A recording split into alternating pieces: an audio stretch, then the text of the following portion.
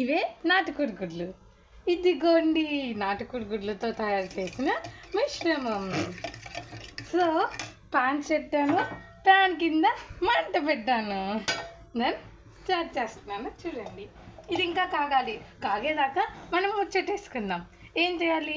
ముందు ఆమ్లెట్. అసలు ఇది ఇంతకీ ఏమనుకుంటున్నారు? ఆమ్లెట్ ఉప్పు కారం నూనె వేసిన లిక్విడ్. ఓకే. అంటే ఓకే, ఇది కాలిందా లేదా చూసుకోవాలి. బాగా కాలాక కొంచెం ఆయిల్ వేసుకొని అండ్ ఏ పెనం మీద అంటే ఆ పెనం మీద వేసుకున్నారనుకోండి అయిపోద్ది. పెనాలు ఖరాబ్ అయిపోతాయి.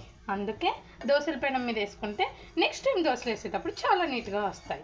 సో ఇట్లాంటి నాన్ స్టిక్ దోశ పెనాలకి మనం ఇలాంటి చక్కగా వాడుకోవాలి.